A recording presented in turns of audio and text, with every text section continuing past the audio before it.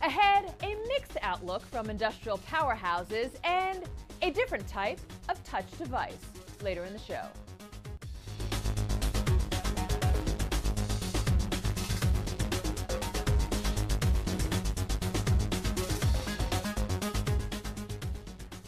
Welcome to 3 Times Squared this Tuesday from Reuters World Headquarters in New York. 4 members of the Dow Jones Industrial Average out with quarterly results this morning, each facing challenges. We start with Johnson & Johnson. The company posted a profit that beat expectations, but issued a forecast for 2013 that is below Wall Street estimates. It also took another charge related to its recalled artificial hips.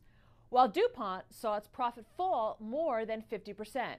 Demand falling for titanium dioxide used to whiten products, but it forecast earnings for 2013 above estimates.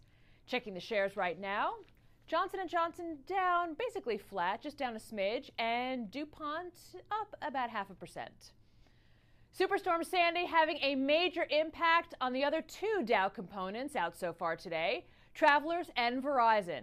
Travelers saying its profit was cut in half because of higher costs associated with losses from the storm, though it forecasts higher premiums across its business. Verizon reporting a nearly $2 billion loss due to the storm and pension liabilities.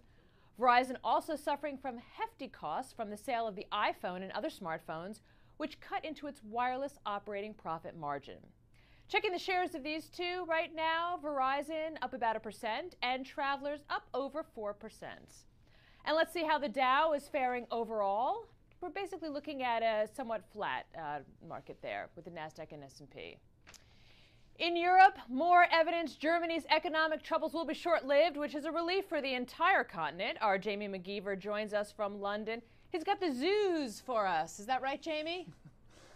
Well, you say Z, I say Z.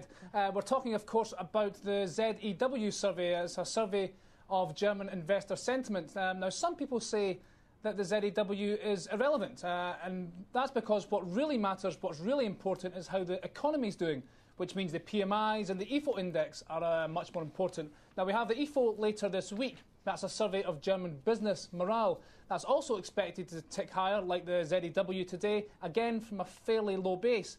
So the question is, how is the German economy really doing? Well, not bad, but not great.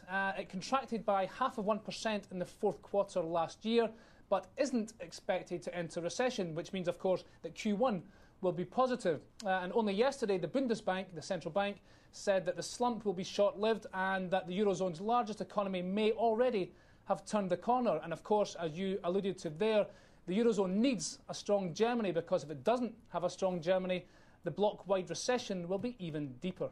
Lisa? Okay, Jamie, thanks so much.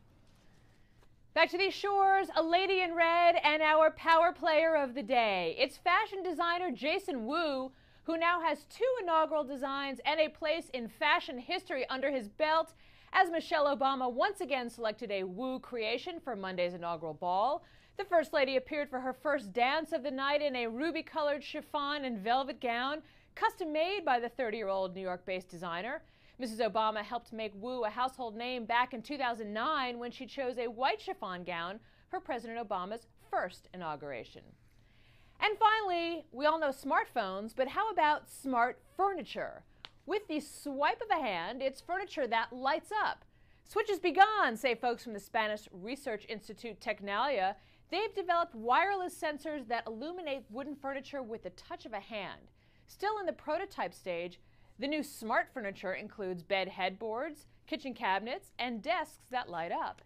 If nothing else, this system is a lot quieter than the clapper. Remember that? That is the latest in 3 Times Squared this Tuesday. You can follow us on Twitter at Reuters Insider and check out our Reuters YouTube channel at Reuters.com/ReutersTV. I'm Lisa Bernhard. This is Reuters.